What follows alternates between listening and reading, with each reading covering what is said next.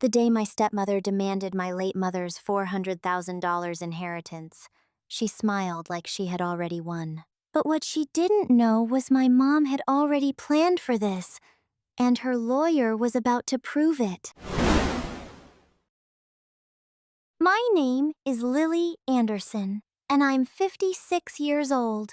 And if there's one thing I've learned in life, it's this: people don't always show you who they are until something valuable is involved. In my case, that something was my mother's final gift to me, $400,000. But this story isn't really about money. It's about respect, loss. And the moment I realized not everyone who calls themselves family actually is, my mother passed away quietly. No drama, no long hospital stays, just gone. One morning, she was there. The next, she wasn't. And the silence she left behind was heavier than anything I had ever felt.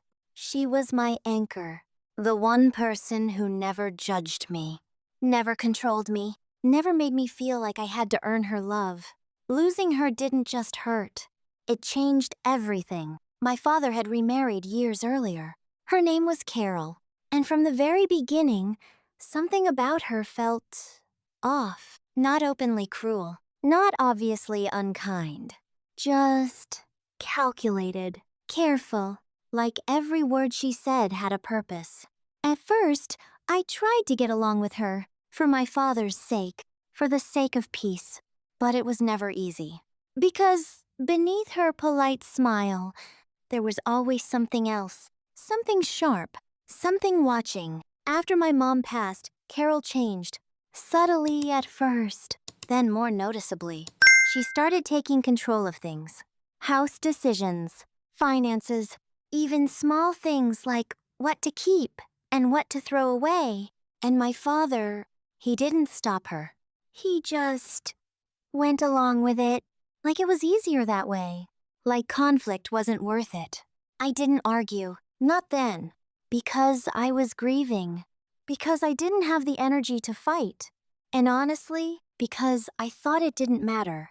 My mom had always been independent, careful, smart with her decisions, so I trusted that whatever she left behind was handled properly.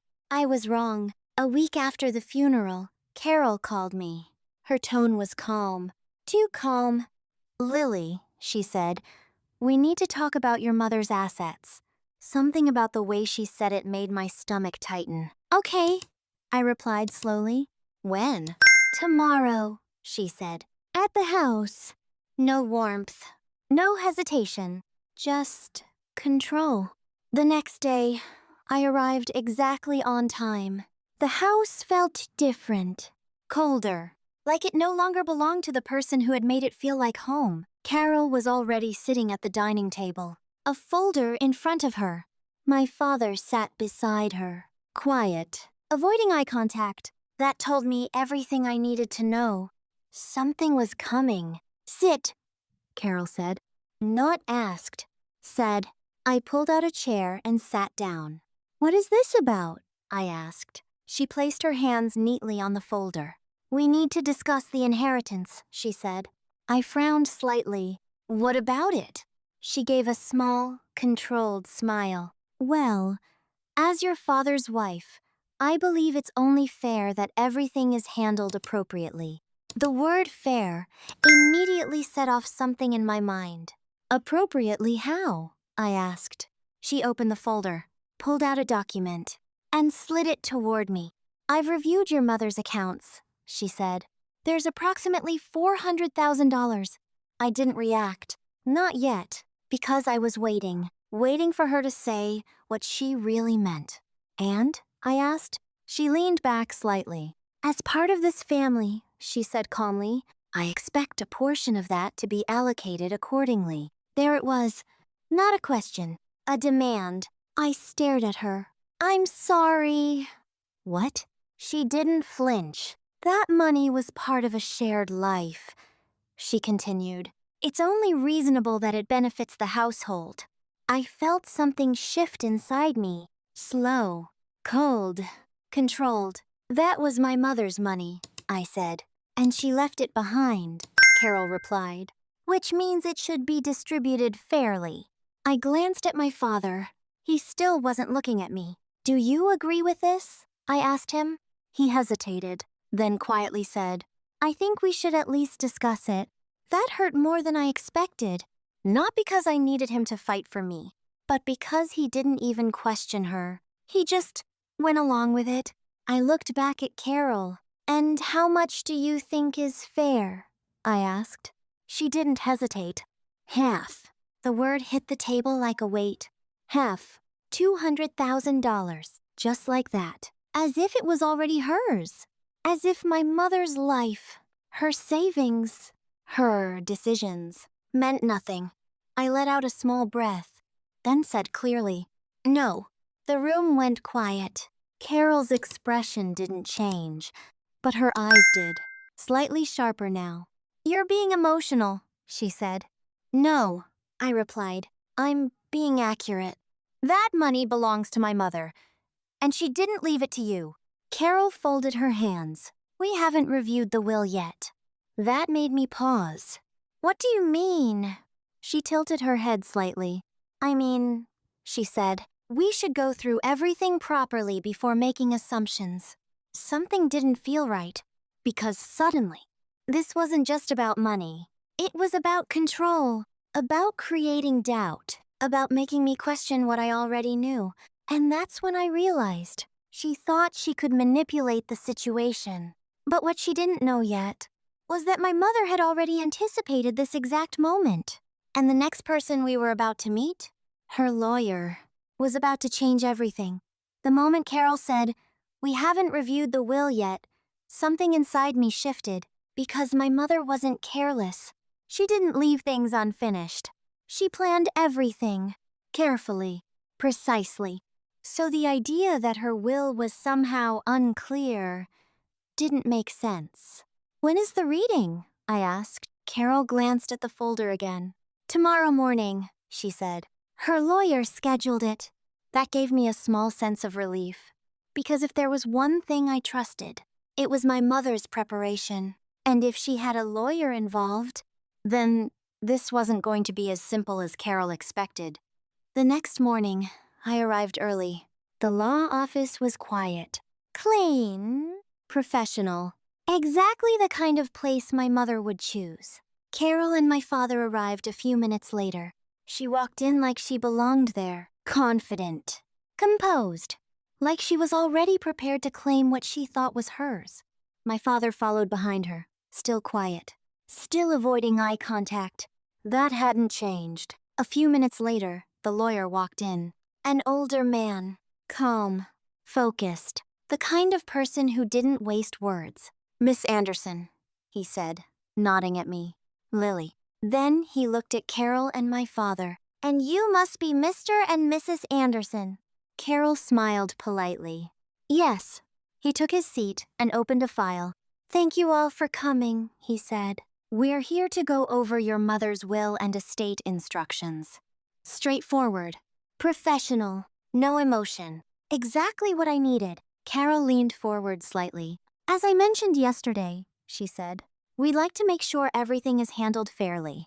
The lawyer didn't react, not even slightly. Instead, he adjusted his glasses and said, everything will be handled exactly as your mother instructed. That one sentence shifted the entire room, because suddenly, this wasn't about opinions, or fairness, or negotiation. It was about instructions. Carol's smile tightened just a little. Of course, she said. The lawyer opened the document and began reading. The first part was standard. Personal details, legal confirmations. Nothing unusual. But then, he reached the part that mattered. Regarding financial assets, he said, the total sum of approximately $400,000. Carol straightened slightly. I noticed. Of course I did. Because she thought this was the moment. Is to be transferred in full, he continued. To her daughter, Lily Anderson. Silence. Complete silence. I didn't move, didn't react, because I wanted to hear everything. Every word, clearly. No portion of these funds, the lawyer added, is to be distributed to any other party. That was it. Clear, direct, final. Carol blinked. Once, twice, then leaned forward. I'm sorry, she said, but that doesn't seem right. The lawyer looked at her calmly. It is correct. She shook her head slightly. But I was married to her husband. I was part of that household. That does not affect this directive, he replied. Her tone sharpened. There must be some provision. There is not, he said firmly. No hesitation. No room for interpretation. Just truth. My father shifted uncomfortably in his chair. Maybe we should just... he started. But Carol cut him off. This doesn't make sense, she insisted. The lawyer closed the file slightly. Your late wife made her intentions very clear. Then he looked directly at me. And she anticipated potential disputes. That caught my attention. What do you mean? I asked. He paused, then opened a second document. Your mother included an additional clause, he said. A protective measure. Carol's expression changed, from confident to cautious. What kind of measure? She asked. The lawyer's voice remained steady. In the event that anyone attempts to contest, interfere with, or misrepresent the inheritance, he looked directly at her. They will forfeit any access to shared marital assets connected to your father. Silence. Heavy. Immediate. Because now, this wasn't just about gaining something. It was about losing something. Carol's face went still. Completely still. Are you saying, she started. I'm saying, the lawyer interrupted calmly, that any attempt to challenge this inheritance could result in legal consequences. That was it. The moment everything shifted. Because now, the power was gone. Completely. Carol leaned back slowly. Her expression controlled again, but different. Less certain. More calculated. I see, she said quietly. My father looked between us, confused, uneasy. But he didn't speak. Not yet. And I sat there, taking it all in. Because my mother, even after she was gone, had protected me, planned for me, and made sure no one could take what she had left behind. But what none of us realized in that moment was that Carol wasn't done. Not even close. Because some people don't walk away when they lose. They find another way. And what she did next was something my mother had anticipated, but I hadn't. For a moment after the lawyer finished speaking, no one said anything. The room felt different now, heavier, because the outcome was clear. The money was mine, fully, legally, and there was nothing Carol could do about it. At least, not directly. I think that settles it, the lawyer said calmly, closing the file. I nodded slightly. Yes, it does. Carol didn't respond right away. She just sat there, her hands folded, her expression perfectly controlled. Too controlled, because I could see it now. The shift.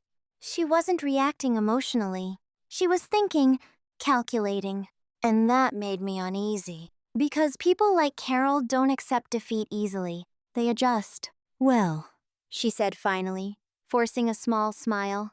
If that's what the document says, then of course we'll respect it. The words sounded right, but something about them felt empty. My father exhaled quietly beside her. Let's just move forward, he said. I glanced at him. He looked relieved, like he just wanted everything to be over. No conflict, no tension, just peace. But peace built on avoidance doesn't last. And deep down, I knew that. We left the office shortly after. No arguments, no dramatic exit, just a quiet ending. At least, that's what it looked like. But as I stepped outside into the parking lot, Carol stopped me.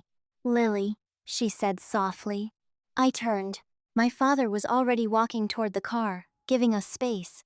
That alone told me this wasn't going to be a simple conversation. Yes? I asked. She stepped closer, lowered her voice. You don't have to make this difficult, she said. There it was. Not acceptance, not respect. Control, just in a different form. I'm not making anything difficult, I replied. You're refusing to share, she said calmly. I'm respecting my mother's wishes. She tilted her head slightly. And what about your father? I held her gaze. What about him? He's part of this too, she continued. That money could help both of us. I didn't respond immediately because I wanted to be very clear, very intentional. That money isn't for you, I said. And it's not for him either. Her expression hardened slightly. It could make things easier for the family. I shook my head. No, it would make things easier for you. Silence. Sharp, uncomfortable, because she knew I was right. You're being short-sighted, she said. And you're being entitled, I replied. That did it. For the first time, her mask slipped. Just for a second, her jaw tightened. Her eyes narrowed slightly. But then, just as quickly, it was gone, replaced by that same calm, controlled expression. Be careful, Lily, she said quietly. That wasn't advice. It was a warning, and I felt it, clear, direct. I already am, I replied. Then I turned and walked away, because I wasn't going to stand there and let her try to manipulate the situation again. Not anymore. That night, I sat in my living room, going over everything in my head. The will, the clause, the conversation outside. And one thought kept coming back. She's not done. People like Carol don't stop when they lose once. They find another angle, another weakness, another opportunity.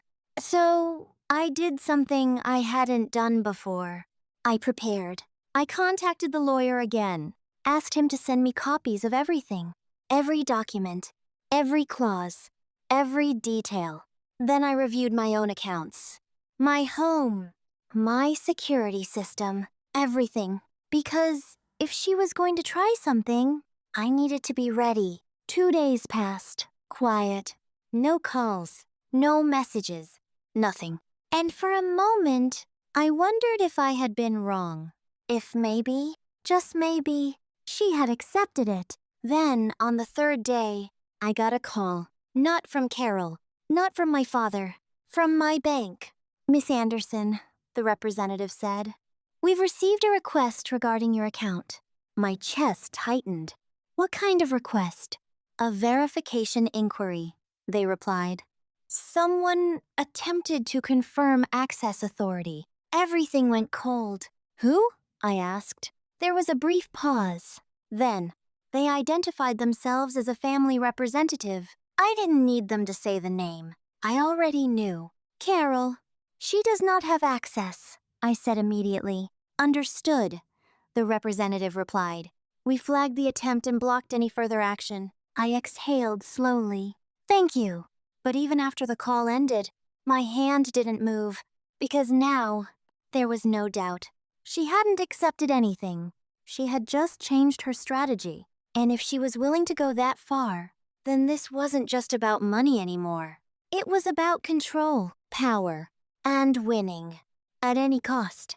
I stood up slowly, walked toward my desk, and opened my laptop. Because if Carol wanted to play this game, then she needed to understand something. She wasn't the only one who could prepare. And what I was about to do next would make sure she never tried anything like this again. After the call with the bank, I didn't panic. That was the difference. Years ago, I might have reacted emotionally. Called her, argued, demanded answers. But now, I understood something much more important. People like Carol don't stop when you confront them. They stop when they realize they can't win. So instead of reacting, I prepared. I called my lawyer immediately. I need to lock everything down, I said. He didn't ask unnecessary questions. He already understood the situation. Good, he replied. That's exactly what you should do. Within the next hour, we went through everything. My bank accounts were secured with additional verification. No one, not even a family representative, could request information without my direct approval. Then came the next step. Legal documentation. If she attempts anything again, he said, we'll have grounds to take action. I nodded. That's what I want. Not revenge. Not conflict. Just clarity and consequences. After that, I went home. Checked my security system. Every camera. Every angle. Everything working perfectly. Because if Carol tried something again, I wanted proof. Clear. Undeniable. 2 days later, I got it. It was late afternoon when my phone buzzed. Security alert. Motion detected front yard. I opened the app immediately. And there she was, Carol, standing outside my house, alone this time, dressed neatly, holding a folder.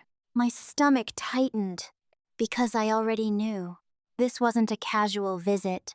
I didn't open the door. I didn't even move toward it. Instead, I watched.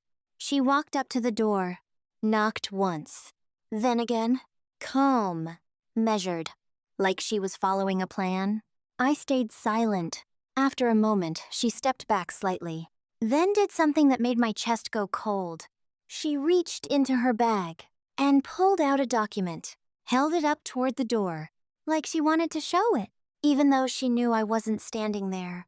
Then she spoke, her voice faint through the audio system. Lily, I know you're inside. I didn't respond. Open the door, she continued. We need to resolve this properly. Resolve. That word again. Always her version of resolution. Never mind. I still said nothing, because silence, in that moment, was power. After a few seconds, her tone changed slightly, more direct. I have paperwork, she said, and I'd prefer to handle this privately. That confirmed it. She was trying something official, or something meant to look official. I picked up my phone and called my lawyer. Put it on speaker. He answered quickly. Yes? She's outside my house, I said quietly. With documents. There was no hesitation in his response. Do not open the door. I won't. If she attempts to present anything, he continued, tell her to leave. If she refuses, we escalate. I nodded. Understood. I ended the call, then activated the intercom. Leave, I said calmly. Carol froze slightly. She hadn't expected that. Lily, she said, her voice soft again. This doesn't have to be difficult. It already is, I replied. She stepped closer to the door. This is a legal notice, she said, raising the document again. My heart didn't race. It didn't need to, because I knew something she didn't. If it were real, she wouldn't be standing here trying to hand it to me herself. There's nothing legal about what you're doing, I said. Her expression tightened. You don't know that. I do, I replied. Silence. A long one. Because now the balance had shifted. She realized I wasn't unsure. I wasn't confused. I wasn't afraid. I was informed, prepared, and that changed everything. You're making a mistake, she said quietly. No, I answered. You are. Another pause. Then slowly, she lowered the document, her shoulders stiff.